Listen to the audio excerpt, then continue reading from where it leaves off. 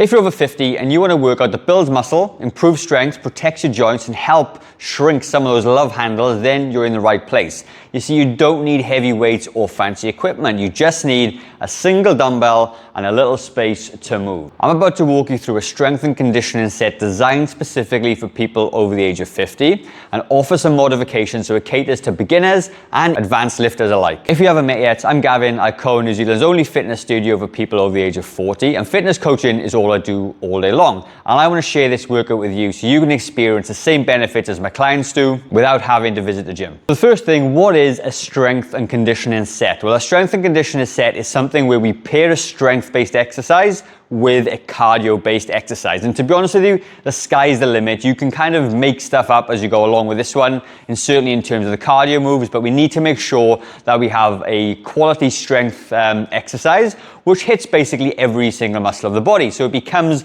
a full body workout, which means that you can do this less times per week. You're not having to do legs day and arm day and shoulder day. You can get this done maybe 2 to 3 times a week and experience the full benefits from it.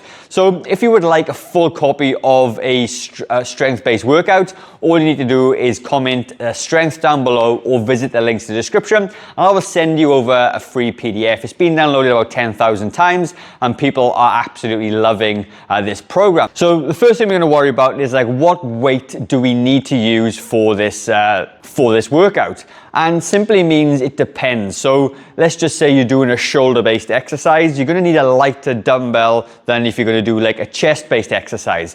So my recommendation would be is that find a dumbbell or a weight that causes you to fatigue at about the 12 to 15 rep mark on every single exercise. If you haven't got a big selection of dumbbells, don't worry, just pick a dumbbell and you can have some fun with it and you can still get some good benefits anyway. So the first thing we're going to start off with a nice gentle warm-up. And what I want you to do is get your heart rate up, okay? You are going to be doing some cardio with this exercise, so it makes sense just to warm the body up a little bit. And all I want you to do is jog on the spot for 30 seconds, all right? I'm not going to do the whole thing, but you get the idea.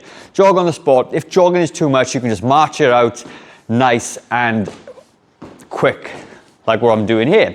Once you've done 30 seconds of jogging on the spot or marching, I want you to flicker around and I want you to just kick up your heels just a little bit.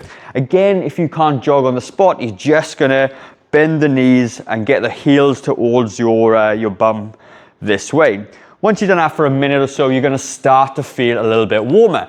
Then what I want you to do, I want you to do 10 arm circles. You're gonna do 10 arm circles forward this way, and then you're gonna go backwards for 10. Now, if you're somebody that has a sticky shoulder or it hurts at a certain range of movement, just work in the range of movement that sort of doesn't hurt.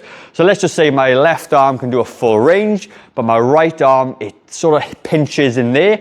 And I'm gonna do a slight different variation and a lower or smaller circle to get that done.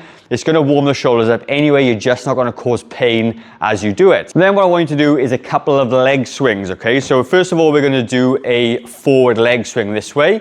Don't force it, let the legs swing underneath your body, and you're gonna basically working on getting the hips nice and loose and ready for exercise, and you can swap sides that way. Then I want you to stand in front of the chair or the stable surface and swing your leg across the front of your body. But if you have had a hip replacement or if you've got really sore hips, don't do that lateral version. It can cause a couple of complications. Once your body is nice and warm, we're gonna jump into the first paired set. And the first exercise that we're gonna do is a goblet split squat. A goblet split squat look like? You're gonna hold a dumbbell, okay, in your hands like this, so your fingers are pointing up and it looks like a goblet, okay? You're gonna turn to the side this way. You're gonna slightly stagger your stance, chest up nice and tall, and you're gonna lower yourself down into this gap this way. Don't be too narrow, okay, because you haven't got a lot of room to move. I'd like it to be nice and sort of far apart this way. Chest up tall and you're gonna come down. Now, go down as far as comfortable for you. If you get to this point and you can't get back up off the floor, then you've come a little bit too deep or the weight is a little bit too heavy. So what I like to do is come nice and tall and you're gonna come down, come back up. And you're gonna do 15 on this side, then you're gonna swap over, and you're gonna do 15 on the other side. Now, if you do have a knee issue and you can't quite do step back or split squat lunges, then you can find yourself a step like this and you can just do a step up onto a box or a step that is comfortable for your knees.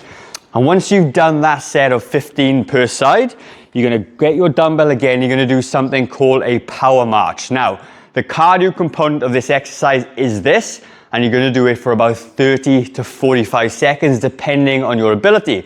So the way it looks, you're gonna hold it out in front of your body this way, and you're just gonna march it out, all right? Again, holding the weight out in front of your body this way is challenging, working on your shoulders, and the steps are gonna start to work on your cardiovascular system. As you can hear me starting to puff and pant already. Once you've done that set, okay, you're gonna take a rest for 30 seconds, then we're gonna move on to the next paired exercise, which is going to be a dumbbell bent over row, okay? Now, I like to do this standing up. I find it a lot more supportive on your lower back and your hips and everything, but you're gonna put your hand on the back of a chair or stable surface, it doesn't really matter. You're gonna take your hips backwards and let the arm hang just in front of your body. And if your back is arched this way, I want you to poke your bum out a little bit and try and get a small arch in your lower back. Let the dumbbell hang and you're gonna row up for 12 to 15 reps. Again, you may need a slightly different or heavier weight for this one compared to the last exercise, but if you haven't got one, just do the best you can. You're gonna do 12 to 15 on this side, swap it over, and you're gonna do 12 to 15 on this side. Now, the cardio component to this one, again, will be 30 seconds. It's gonna be a dumbbell swing. Be careful, if you're not used to this type of exercise, I'll show you the modification in a minute. But you're gonna hold the dumbbell in front of your body this way, and you're gonna let your hips drift backwards. You can see that my back is still flat, and as I push my hips forward, with a bit of speed in a second, the dumbbell will swing upwards, all right? That's the swing. So I'm gonna come down and push forward with my glutes. And let that movement, or let your hips drive that kettlebell or dumbbell up. You can see that I'm not pulling it up this way.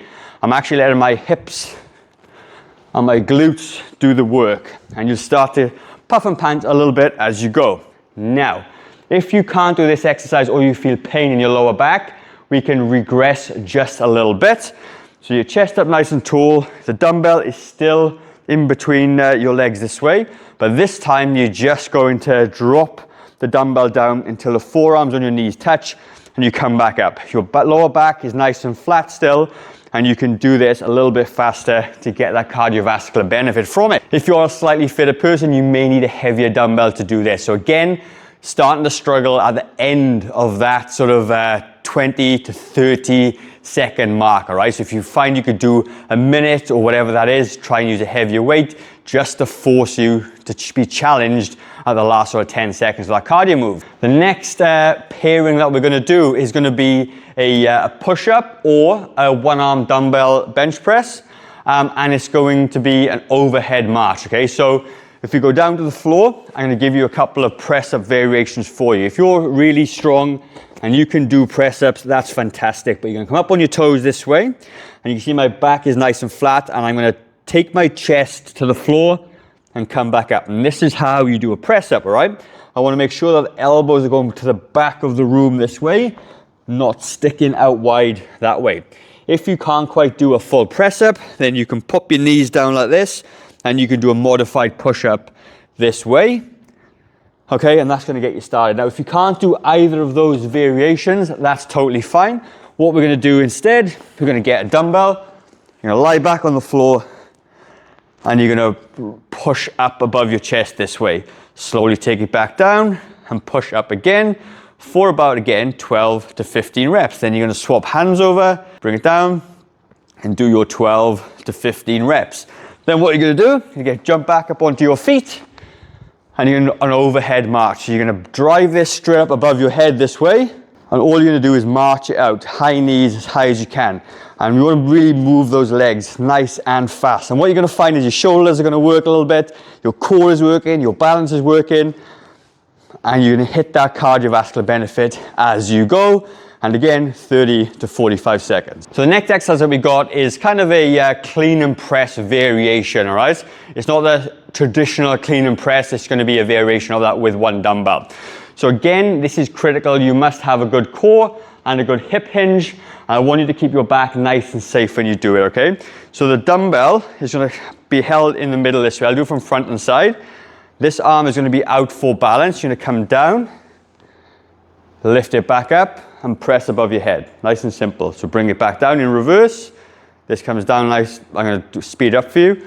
Come down and back up. So from the side, what it looks like is, I'm gonna squat down. You can see my back is nice and flat, okay? My arm is out to the side for balance. As I come up this way, you can see I'm lifting with my legs, not craning with my back. Bring the dumbbell up in front of my body and lift. And then you can start moving this way. Once you get to 12 to 15, you're gonna swap hands out to the side, down and back up, all right? Now, if you can't do this exercise and you feel it's a little bit awkward, you can just ditch the weight altogether and just do it with touch the floor and push to the ceiling this way, okay? Not quite as great as a dumbbell, but it's gonna be a great modification for you. The next exercise we're gonna do then, the cardio-based exercise, is going to be high knees, all right? So first of all, if you're capable, you're just gonna drive your knees up nice and high, and you're gonna go for 30 to 45 seconds. If you find that a little bit too hard, you can just get your arms and your legs pumping together to get the heart rate up. Now the last superset is gonna be more of a core-based routine. We're gonna hit the front of the abs, and we're gonna hit the back, the glutes, the mid-back, the upper back, okay? So it's gonna be a great way to finish off this superset. So first of all, we're gonna do something called a reverse snow angel. And a reverse snow angel is such a great exercise for all the muscles in the back. Works on your posture, it's gonna work on helping you stay strong in everyday life, okay? So what you're gonna do, lie on the mat this way, arms in front of your body, and you're gonna lift up your hands, and lift up your legs if you're capable. And with your hands, you're gonna take them back behind your body, rotate your palms to face the ceiling, and the backs of your arms towards your bum, and then rotate back forward this way. And you're gonna do this, again, 12 to 15 times. And if you can't do the full lot, do the best you can, okay? I'm gonna keep on going that way. Very challenging. Then what we're gonna do, we're gonna flick over, and we're going to work on the main core.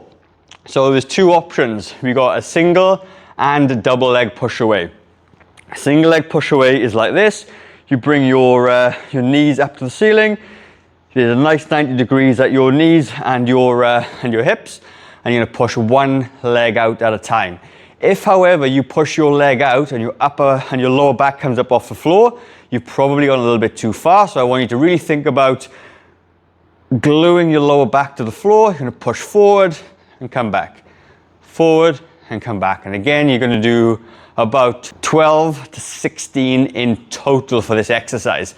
If you find this a little bit too easy, you're gonna do a double leg push away instead, where it's the same thing. You keep your lower back glued to the floor and you push your two legs out at a time and bring them back in, okay? Making sure to keep contact with the floor at all times. So once you've gone through that entire sequence, you got an option. You can stop there if you want, or if you're a little bit fitter and you want a bit of an extra workout, you could repeat this 2 more times through, so you do 3 sets of the whole thing, and by the end of it, you'd have had a fantastic workout that hits the strength component and the cardio conditioning component of the exercise. Now at the end, there's a couple of stretches I like to finish off with, okay? And one of them is a hamstring stretch. A lot of us have very tight hamstrings, so I wanted you to have a nice big wide stance like this, bit of a triangle. Arms are gonna go forward. You're gonna take your hips to the back of the room and push forward. And you feel a nice stretch down the back of the hamstrings. You're gonna hold this for about 30 seconds. Then you're gonna swap over and do exactly the same thing. Then you're gonna lie down on your back a little bit, and we're gonna work on the glutes. So you're gonna want to cross one leg over, lift this leg up, and you'll hit the sort of outer glute, the glute medius there. And again, you're gonna hold this for about 30 seconds. You're gonna hold for a little bit, and then you're gonna swap over, and you're going to stretch the other side out. And you're always going to have one side tighter than the other, so if that's what it is, over time they'll kind of loosen up a little bit as well.